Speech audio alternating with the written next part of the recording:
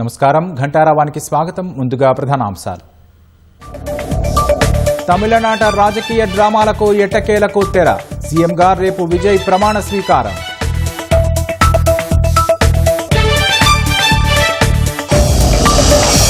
TVK పార్టీకి మద్దతు ప్రకటించిన వీసీకే ఐయూఎంఎల్. బల నిరూపణతో ప్రభుత్వ ఏర్పాటుకు విజయ్కు గవర్నర్ ఆహ్వానం.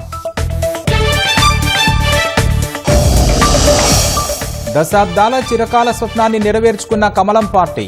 బెంగాల్ గడ్డపై తొలి బీజేపీ సీఎంగా సువేందు ప్రమాణ స్వీకారం.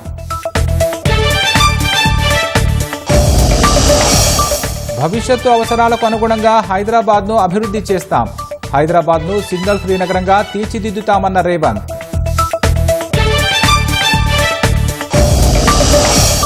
తుమ్మిడిహెట్టిపై మంత్రుల పని తక్కువ, ప్రచారం ఎక్కువన్న హరీష్. మేడిగడ్డ మరమ్మతు చేసి సాగునీరు అందించాలని డిమాండ్. రేపటి ప్రధాని మోదీ సభకు కట్టుదిట్టమైన భద్రత. 2620 మందితో భారీ బందోబస్తు ఏర్పాట్లు.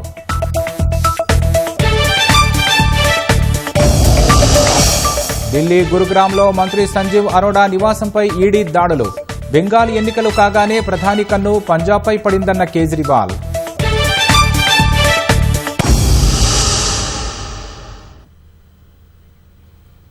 తమిళనాడులో ప్రభుత్వ ఏర్పాటుపై ప్రతిష్టంభనకు ఎట్టకేలకు తెరపడింది. రేపు తమిళనాడు సీఎం విజయ్ ప్రమాణ స్వీకారం చేయనున్నారు. 4 రోజుల ఉత్కంఠ తర్వాత టీవీకేకు మద్దతు ప్రకటిస్తూ వీసీకే లేఖ అందించింది. కాసేపటికే ఐయూఎంఎల్ కూడా విజయ్కు మద్దతు ప్రకటించింది. కాంగ్రెస్, వామపక్షాలు, వీసీకే, ఐయూఎంఎల్ మద్దతుతో టీవీకే బలం 120కి చేరింది. గవర్నర్ను కలిసిన విజయ్ మద్దతు లేఖలు సమర్పించారు. తమిళనాట గత 4 రోజులుగా సాగుతున్న రాజకీయ అనిశ్చితికి తెరపడింది. ప్రభుత్వ ఏర్పాటుకు కావాల్సిన సంఖ్యాబలాన్ని టీవీకే సాధించింది. దీంతో టీవీకే ప్రభుత్వ ఏర్పాటుకు మార్గం సుగమమైంది. టీవీకే విజయ్కు మద్దతు ఇచ్చేందుకు ఇప్పటికే వామపక్షాలు అంగీకారం తెలపగా తాజాగా వీసీకే, ఐయూఎంఎల్ పార్టీలు కూడా సమ్మతించింది.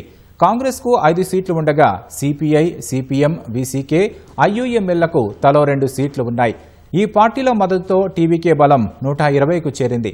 ఇరు పార్టీల మధ్య చర్చలు సఫలమవడంతో టీవీకే ప్రభుత్వ ఏర్పాటుకు వీసీకే పార్టీ చీఫ్ తిరుమావళవన్ బేషరతుగా మద్దతు ప్రకటించారు.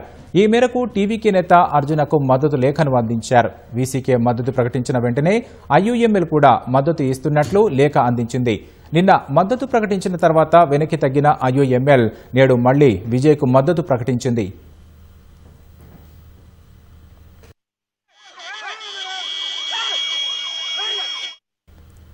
తమిళనాడు గవర్నర్ ఆర్లేకర్ను కలిసిన విజయ్ పార్టీల మద్దతు లేఖలు అందించారు. ప్రభుత్వ ఏర్పాటుకు ఆహ్వానించాల్సిందిగా కోరారు. మద్దతిస్తున్న పార్టీల నేతలతో కలిసి విజయ్ లోక్ భవన్ వెళ్లారు. కేరళకు వెళ్లేందుకు సిద్దమైన గవర్నర్ తొలుత విజయ్కు అపాయింట్మెంట్ ఖరారు చేయలేదు. తర్వాత కేరళ పర్యటనను రద్దు చేసుకుని విజయ్కు సమయం కేటాయించారు. మద్దతు లేఖలను పరిశీలించిన గవర్నర్ ప్రభుత్వం ఏర్పాటు చేయాల్సిందిగా విజయ్ను ఆహ్వానించారు. రేపు మధ్యాహ్నం 3 గంటలకు చెన్నైలోని నెహ్రూ ఇండోర్ స్టేడియంలో తమిళనాడు సీఎంగా విజయ్ ప్రమాణ స్వీకారం చేయనున్నారు. ఈ మేరకు ఏర్పాట్లు తుది దశకు చేరుకున్నాయి.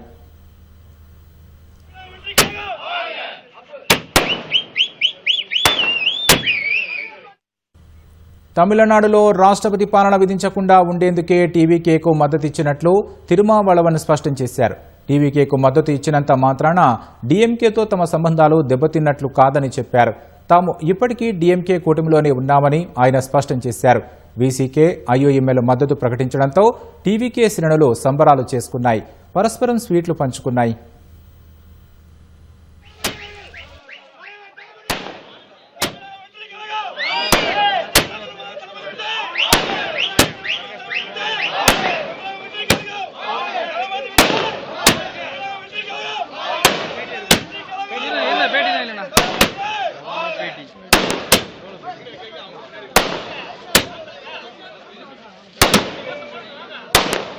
ना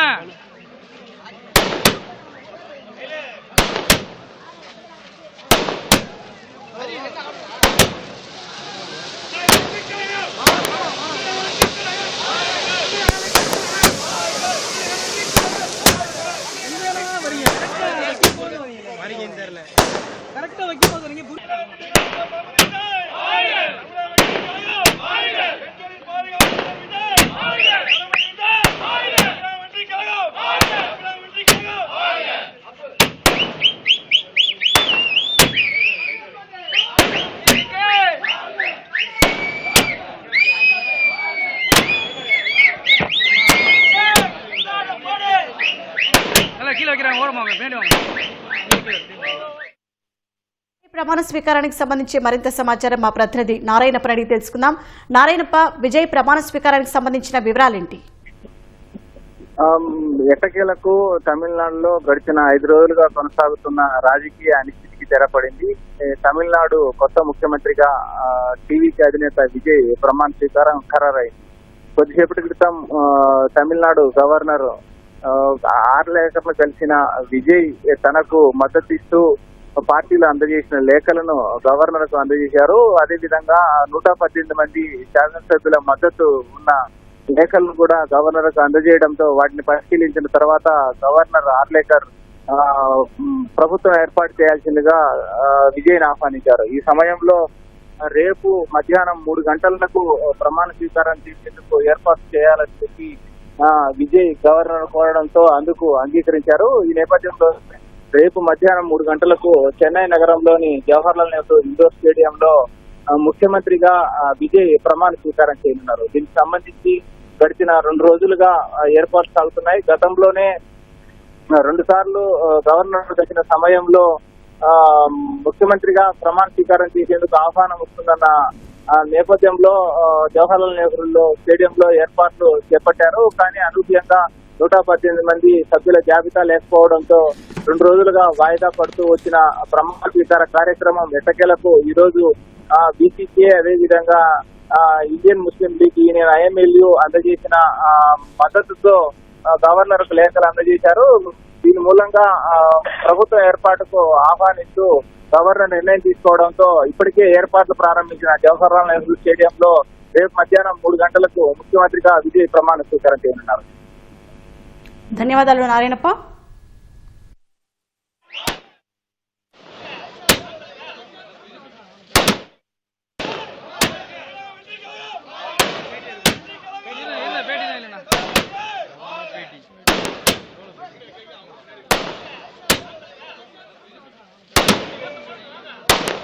నా నా నా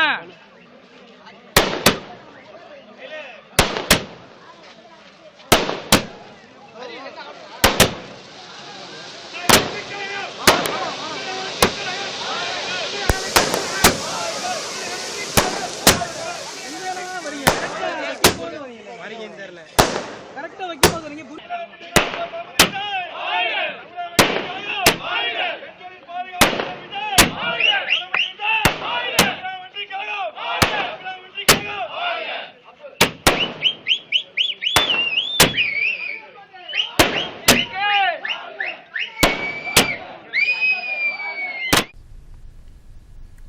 థ్రిల్లర్ను తలపించిన తమిళ రాజకీయాలకు సంబంధించి మరింత సమాచారం సీనియర్ జర్నలిస్ట్ శాస్త్రి మల్లాది గారి విశ్లేషణ ఏంటో తెలుసుకుందాం. వారు ఫోన్ లైన్ లో ఉన్నారు.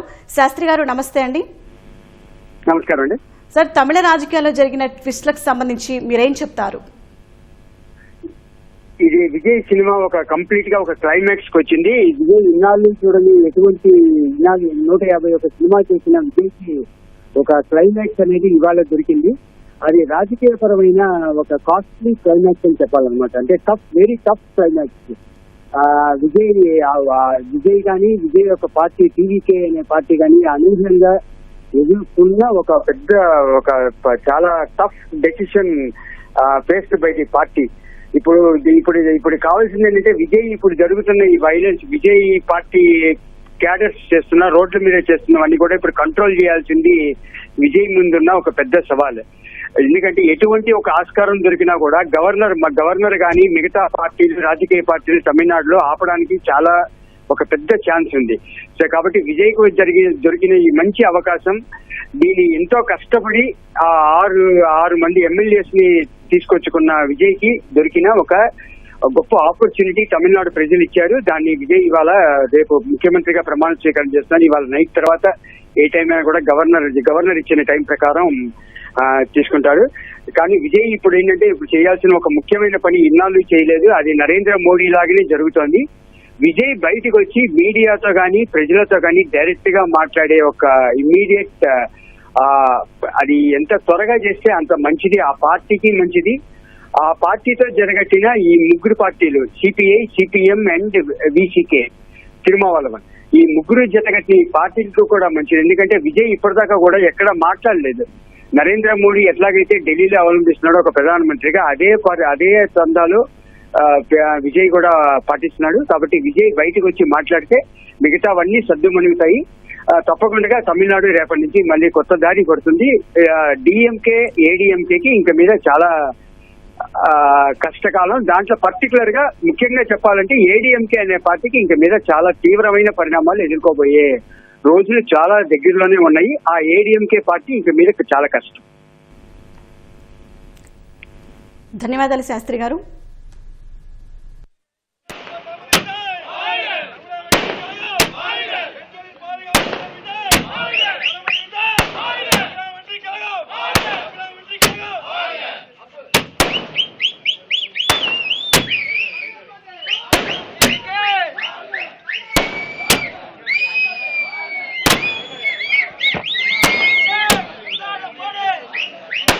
கீழே வைக்கிறாங்க, ஓரமா பின்னாடி வாங்க.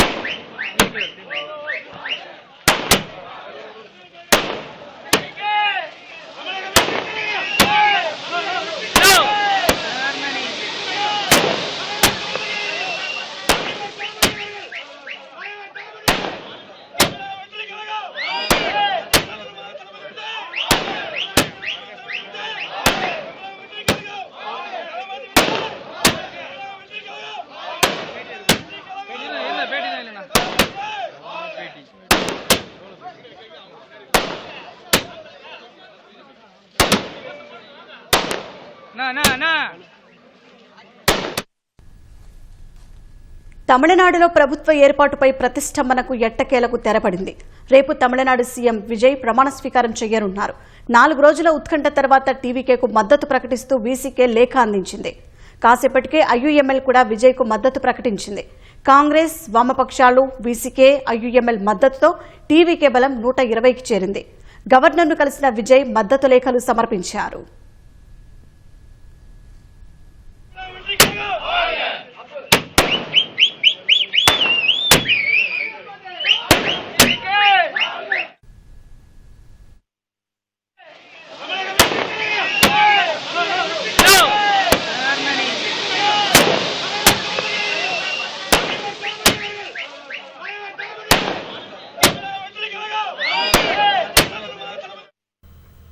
తమిళనాడులో ప్రభుత్వ ఏర్పాటుపై ప్రతిష్టంభనకు ఎట్టకేలకు తెరపడింది. రేపు తమిళనాడు సీఎంగా విజయ్ ప్రమాణ స్వీకారం చేయనున్నారు.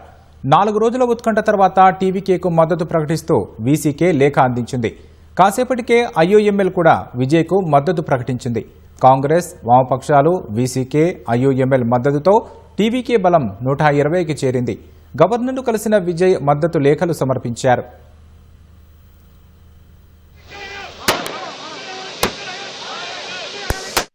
తమిళనాట గత 4 రోజులుగా సాగుతున్న రాజకీయ అనిశ్చితికి తెరపడింది. ప్రభుత్వ ఏర్పాటుకు కావాల్సిన సంఖ్యాబలాన్ని టీవీకే సాధించింది. దీంతో టీవీకే ప్రభుత్వ ఏర్పాటుకు మార్గం సుగమమైంది. టీవీకే విజయ్కు మద్దతు ఇచ్చేందుకు ఇప్పటికే వామపక్షాలు అంగీకారం తెలపగా తాజాగా వీసీకే, ఐయుఎంఎల్ పార్టీలు కూడా సమ్మతించాయి. కాంగ్రెస్కు 5 సీట్లు ఉండగా సిపిఐ, సిపిఎం, వీసీకే, ఐయుఎంఎల్లకు తలో 2 సీట్లు ఉన్నాయి. ఈ పార్టీల మద్దతుతో టీవీకే బలం 120కు చేరింది. ఇరు పార్టీల మధ్య చర్చలు సఫలమవడంతో టీవీకే ప్రభుత్వ ఏర్పాటుకు వీసీకే పార్టీ చీఫ్ తిరుమావళవన్ బేషరతుగా మద్దతు ప్రకటించారు.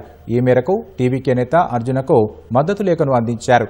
వీసీకే మద్దతు ప్రకటించిన వెంటనే ఐయుఎంఎల్ కూడా మద్దతు ఇస్తున్నట్లు లేఖ అందించింది. నిన్న మద్దతు ప్రకటించిన తర్వాత వెనక్కి తగ్గిన ఐయుఎంఎల్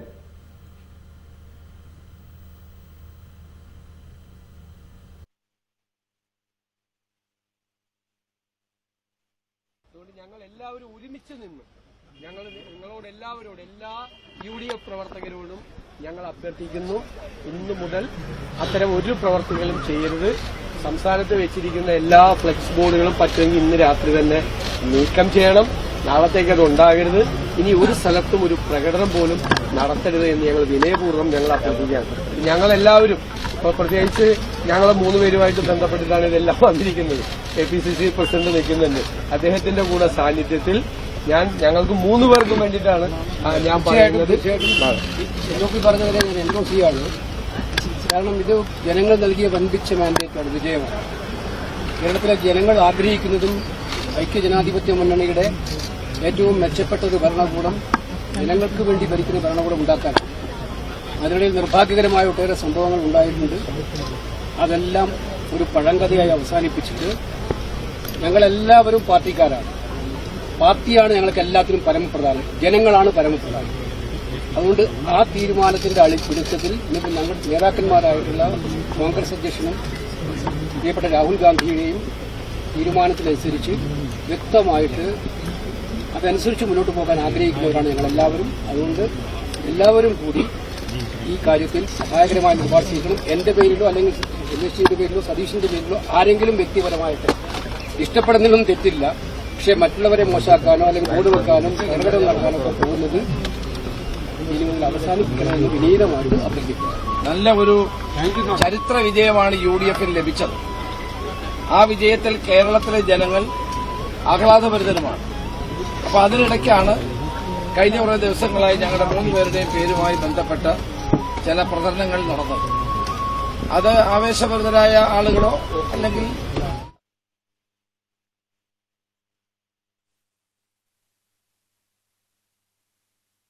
పశ్చిమ బెంగాల్ రాజకీయాల్లో సరికొత్త అధ్యాయం మొదలైంది.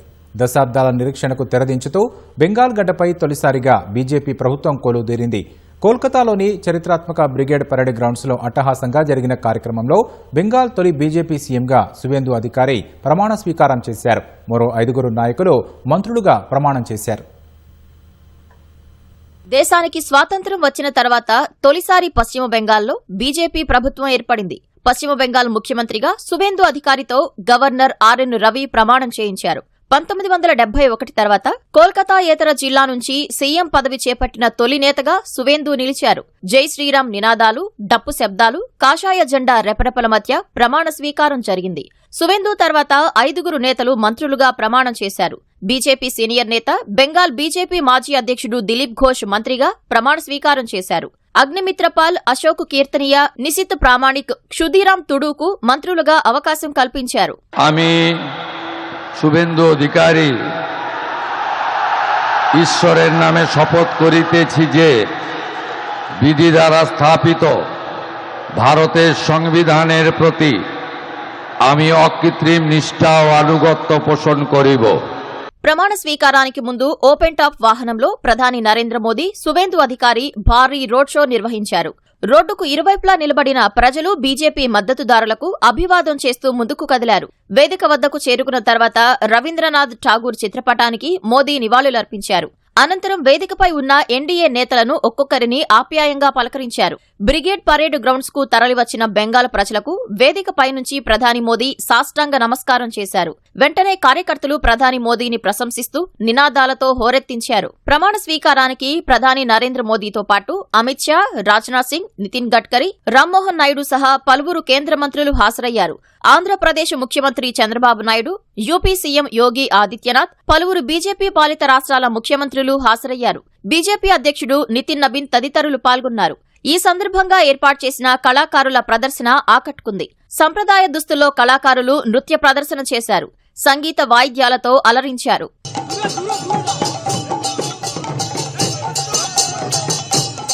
బెంగాల్ అసెంబ్లీ ఎన్నికల్లో మొత్తం 294 అసెంబ్లీ స్థానాలకు గాను బీజేపీ 207 చోట్ల గెలిచింది. టీఎంసీ 80 సీట్లకే పరిమితమైంది. పశ్చిమ బెంగాల్లో 15 ఏళ్ల తృణమూల్ కాంగ్రెస్ పాలనకు తెరదించిన బీజేపీ తొలిసారి ప్రభుత్వం ఏర్పాటు చేసింది. రాష్ట్రంలో పంట మార్పిడికి ఇదే సరైన సమయమని వ్యవసాయ శాఖ మంత్రి తుమ్మల నాగేశ్వరరావు తెలిపారు. పంటల మార్పిడి ఆవశ్యకతపై క్షేత్రస్థాయి పరిస్థితిపై వ్యవసాయ కమిషన్ రూపొందించిన నివేదికను రైతు కమిషన్ సచివాలయంలో తుమ్మలకు అందించింది. ఉద్యాన పంటలు, పప్పుధాన్యాలు, చిరుధాన్యాలు, నూనె గింజల సాగును ప్రోత్సహించేలా ప్రభుత్వం చేపట్టాల్సిన చర్యలను నివేదికలో వ్యవసాయ కమిషన్ సమగ్రంగా పేర్కొంది. కేంద్రం చేసిన విత్తన చట్టంలో మార్పులు చేయాల్సిన అవసరం ఉందన్న తుమ్మల, నకిలీ విత్తనాలతో నష్టపోతే చెల్లించాల్సిన పరిహారంపై ఏ స్పష్టత లేదని ఆక్షేపించారు. విత్తన నియంత్రణలో కేంద్రంతో పాటు రాష్ట్రాలకు సముచిత అధికారాలు కల్పించాలని తుమ్మల డిమాండ్ చేశారు. వచ్చే ఖరీఫ్కు జూన్ తొలి వారంలో నాట్లు వేసే అవకాశం ఉన్నందున మే నెలాఖరు వరకు రాష్ట్రంలో యూరియా నిల్వలు సిద్ధం చేసుకోవాలని అధికారులను మంత్రి తుమ్మల ఆదేశించారు. కేటాయింపులకు అనుగుణంగా కేంద్రం సరఫరా చేసేలా కేంద్ర అధికారులతో ఎప్పటికప్పుడు సమన్వయం చేసుకోవాలని స్పష్టం చేశారు. అవసరమైతే వెంటనే ఢిల్లీ వెళ్లి నేరుగా కేంద్ర అధికారులను కలిసి యూరియా సరఫరాలో జాప్యం జరగకుండా చూసేలా కోరాలని సూచించారు.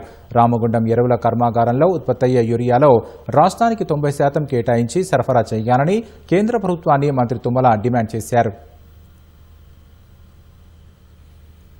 మేడిగడ్డ బ్యారేజీకి మరమ్మతులు చేయించడం చేతకాక తుమ్మిడిహెట్టి వద్ద బ్యారేజీ నిర్మించి నీళ్లు తెస్తామని కాంగ్రెస్ నేతలు అంటున్నారని మాజీ మంత్రి హరీష్ రావు విమర్శించారు.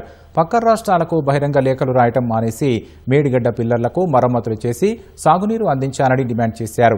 ప్రాజెక్టులపై మంత్రులకు కనీస అవగాహన లేదని ఆరోపించారు. ఎల్నీలో ముప్పుతో రాబోయే కరువును ఎదుర్కోవాలంటే మేడిగడ్డ బ్యారేజీ రిపేర్లను వెంటనే పూర్తి చేయాలని ప్రభుత్వాన్ని హరీష్ రావు కోరారు.